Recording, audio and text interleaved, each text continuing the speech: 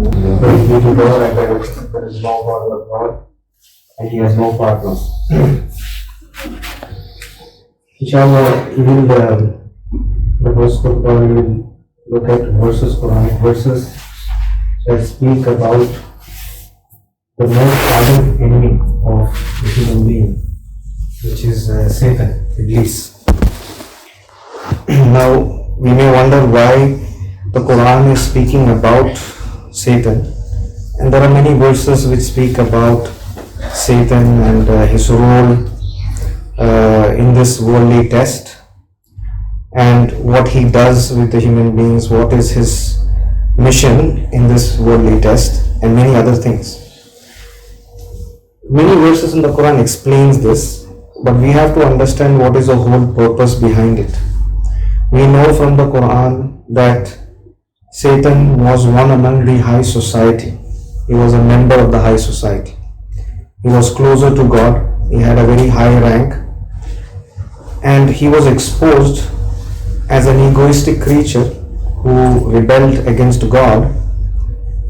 And in order to expose Satan, a particular situation was created where the human being was presented in front of the angels, and God commanded them to prostrate in front of him. So when that command was issued to the angels, all except one obeyed God and prostrated, and that creature was Satan. Satan was thus exposed as an egoistic creature, a rebellious creature, and God asked him, "Have you rebelled?" So when he was exposed and he said, "I am better than he," and this was in reference to Adam, because you created me from fire, the blazing fire, and he is created from a lowly material. So this was his argument. Why did Satan say that? We have to think about it. Was he wrong in saying that? No, he was not wrong technically in saying that. Adam was indeed created with a lowly material. But that was besides the point. God commanded him to prostrate in front of what God created. So if he was not an egoistic creature, he would have obeyed. But he tried to rationalize it, his egoistic nature. This is what we also do sometimes. When our ego gets the best of us, we try to rationalize our behavior. And sometimes we are right. But when God gives us a commandment, we have to simply obey and not try to justify our rebellion. So this egoistic nature was displayed by Satan, where he said, "Why should I do it? I mean, it doesn't make any sense. I'm better than this creature of yours." So he tried to justify his egoistic nature. And how did God respond to that? If it was us, if our children or someone below us made such a rebellious action or justified their rebellion, what would we do? We'll get very angry and we'll try to punish that person, right? But God, being the merciful and all-knowing, questioned Satan, asked him, "Why have you rebelled? And do you have some sort of ego in you?" So when he displayed his egoistic nature, God understood that he has strayed away, and therefore he did not belong in the same position where he was closer to God. So God said, "No, you have to go out now. This, or the place where he was closer to God, is not a place where egoism is allowed. Egoistic rebellion is not allowed in the presence of God." So God said, "Your attitude is not welcome here, you have to go, you are expelled." So he was expelled. But did he change? Did he repent? Did he feel like, "Oh, maybe I did something wrong, maybe I should recheck my response"? No, he became more egoistic. And what did he say to God? He said, "Okay, since you expelled me because of him, because of this creature, I will show you that I will divert all of them from your path." So this is challenge. Now you're challenging, he was challenging God. He did not reflect on his action, but he challenged God. So you expel me because of this creature. So I'm going to show you that these people are just as bad or more worse than I am, or just as egoistic as I am. So that's where the whole satanic movement starts, or why we should know Satan. This is why he's our enemy. Because Satan operates to prove that we are just as egoistic or perhaps more worse than him. So that's what his mission is in this worldly test. He strives to prove that the human being is just as egoistic, just as unappreciative, just as, because that was his nature, right? Just as rebellious as he is. So this is why God gave him respite and told him, okay, you have your time. Anyone who follows you goes to hell with you. But you will not have any power over my innocent servants. So this was God's proclamation.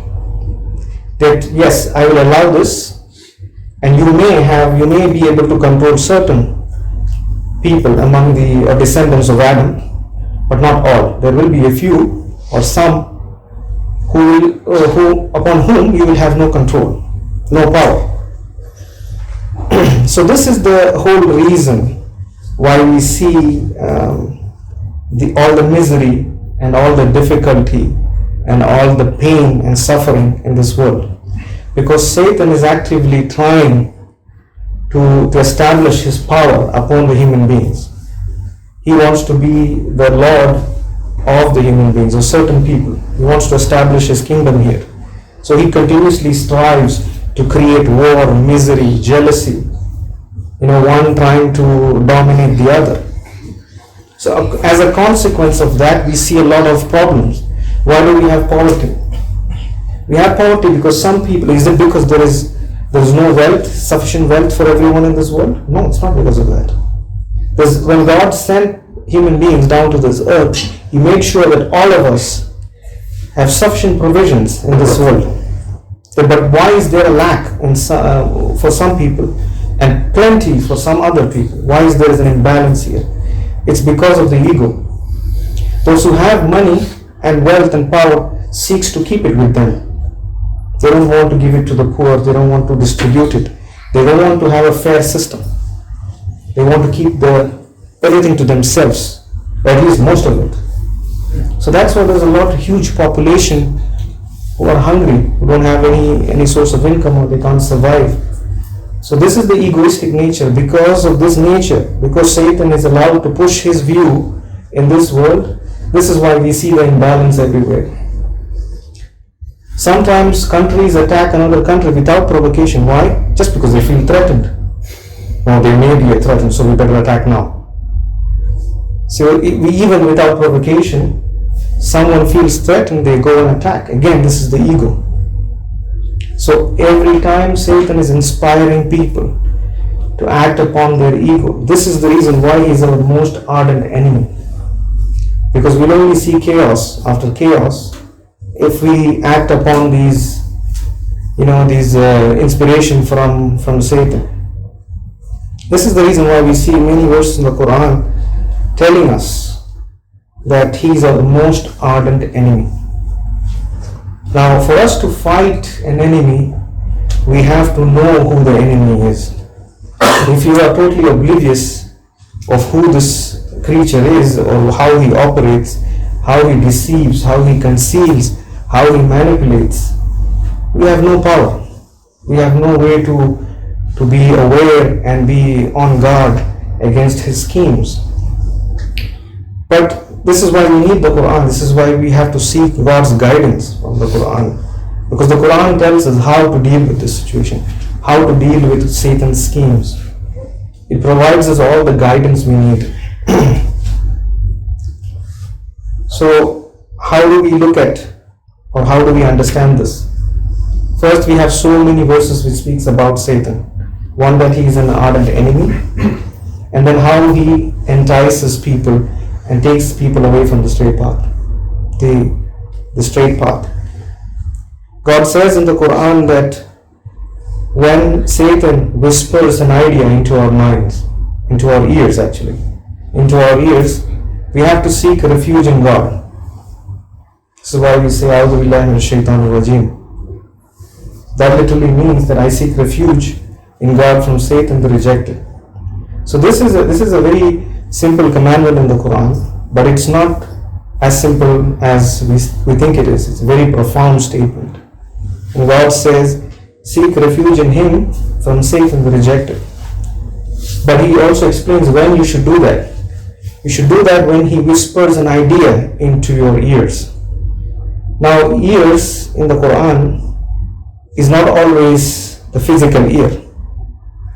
Because we know that nobody's whispering. I mean, we don't hear anyone whispering, right? So what does God mean by whispering into your ear? Ear in the Quran is not always the physical ear. Because there's a verse in the Quran where God says, they listen to you, but can you make the deaf hear? God is saying they listen to you, so that means they are physically hearing you, but can you make the deaf hear? Which means, but they're still deaf. It means it doesn't go inside them. It doesn't really sit, or they don't perceive what is being said. They can only hear the noise. So similarly, when God speaks about Satan whispering into your ear, He's not speaking about your physical ear. It's about putting an idea into your mind. So there is basically a thought that is being sent into your brain, an idea. So this is why we act in a certain way. Sometimes we act inappropriately. Sometimes we act upon fear. Sometimes we are not very righteous. Sometimes we lie. Sometimes we conceal certain things. Where are these thoughts coming from? God says that the thoughts, or sometimes we are just lazy. Sometimes we don't want to obey God's commandments. Why are we doing it? It's because there are certain ideas that are coming into our minds. And God says that these ideas, these negative ideas, come from Satan. And God says when an idea is put in your mind by Satan, you have to seek refuge in God. But how do we know whether it is Satan or you who is saying this? Because when you think about all the thoughts that come in your mind every day, do you think that, oh, this is from Satan and this is from me? No. Most of the time we think everything that we think is our own feelings, right? It's all our own thoughts. If I feel happy, it's my thought, it's my feeling. If I feel sad, it's mine. This is what generally people think. That every feeling, every thought that comes into your mind is your own. But God says in the Quran that no, it is not. Every negative, every evil thought that comes into your mind is not coming from you, but coming from Satan. So now what you have is that you have this understanding that you have to be careful of what you're thinking. So you can separate your thoughts from thoughts that have been injected into your consciousness. Every evil thought is not from you. It's from Satan. Satan is whispering it into your consciousness and you are taking it, thinking that it is yours, and then you're acting upon it. So when you get this awareness, so why does that happen? It's because you are unaware. But when you reach an awareness, now you're able to separate your thoughts from what is being whispered to you. And what is the benefit of that? When you're able to separate what you understand, oh, this is not my thought. This negative emotion is coming from the opponent. So once you start seeing that, then you will be able to ask refuge in God. Immediately you will be said, oh, this is not mine. I seek refuge in God. So you have to have that first, that awareness that certain negative emotions, not certain, every negative emotion is coming from the opponent. Once you start becoming aware of your thoughts and your emotions, you will be able to seek refuge in God. So every time we have this negative thought, we have this evil thought, we have unrighteous thought, we have to be able to separate us or our thoughts from that negative thought and see it as a thought coming from Iblis. Once we are able to do that, we'll be able to stay away from all kinds of unrighteous thoughts. This is why God says in the Quran that they suddenly remember God. When they sin, they remember God and they repent. See, so every time we are able to, as long as we are able to make that separation and seek refuge in God, we will be in the straight path.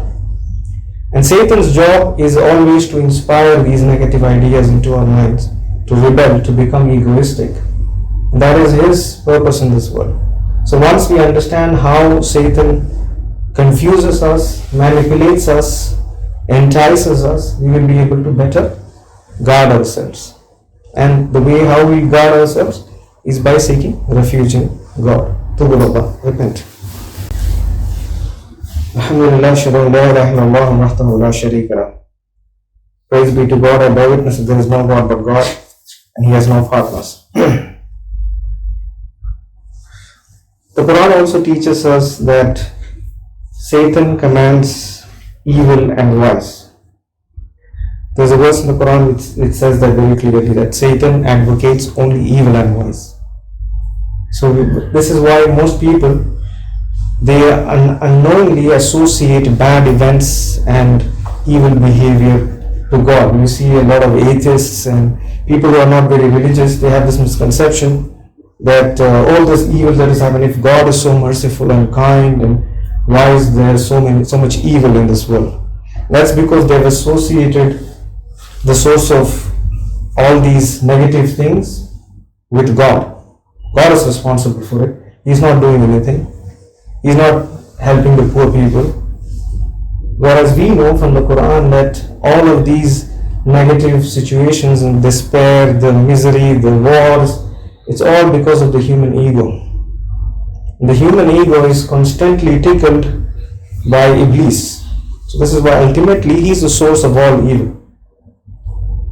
So constantly people who follow this path, and this is the reason why God says that I will put them all in hell. And there is a verse in the Quran where God calls certain human beings as shayateen, as evil devils, which means they have been on the path of Satan for such an extended time that now it has become their own nature. They are already like devil. They are devil incarnate. They are like devil. Everything they do is based on their ego. So such egoistic creatures will end up with Iblis. There will be a party of the devil, and the Quran says that they are the party of the devil. And the people who are conscious of their thoughts and they constantly seek refuge in God, these are the people who will be the party of God. Therefore, we have to understand, unlike all those people out there who believe that all the misery in the world is a result of God not doing something or God doing something, the fact of the matter is we know that Satan is creating all these problems. So if we in our own individual lives, when we forget, when we do certain things, when disasters come into our lives, certain tests comes into our life, we have to remember that we are being asked to change certain aspects of our life. It may be a wake-up call, it may be an educational disaster or whatever it may be. It is to get our attention into purifying ourselves. And the job of Satan, as we all know, is to divert us away from it. It is to make us despondent, despair, and negative all the time. So this is the basic idea of the Quran, where the Quran teaches us about this opposing force.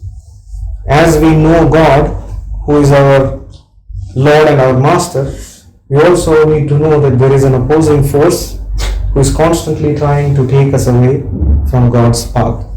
This is why when we do our salah, we always say, Ihdina Sirat al-Mustaqim, guide us in the straight path. Because there is an opposing force who is trying to take us away from God's path, and that is his mission here. So every time we think about the actions that we do, the decisions that we make, we have to be able to separate from our egoistic thoughts and think what is motivating us to take certain decisions. Why are we doing certain things which are not righteous? Where is it coming from? So once we reach that awareness, we'll be able to take better decisions and refrain from doing what is unrighteous. Another verse which speaks about Satan is about where God says that you will not have power over certain people. This does not mean, let's be very clear, that Satan does not have power over everyone. He only has power over people who are egoistic like him. He will only be able to establish power on such people. So which means when you become more and more aware of your thoughts and you separate yourself from those negative thoughts, you become untouchable for Satan. Whatever schemes he applied, it will not work on you. So you've reached a certain level of awareness. And this is where the Quran says that God says that some people you will not have any power over them, no authority over them. So he may try many schemes, but because you are fully aware, you will be able to guard yourself. You will be able to understand that this is a satanic idea, and you will refrain from such thoughts. So may God guide us and help us in being one among those who are fully aware of Satan's schemes, who are guided by God, and Satan never is able to establish authority over us.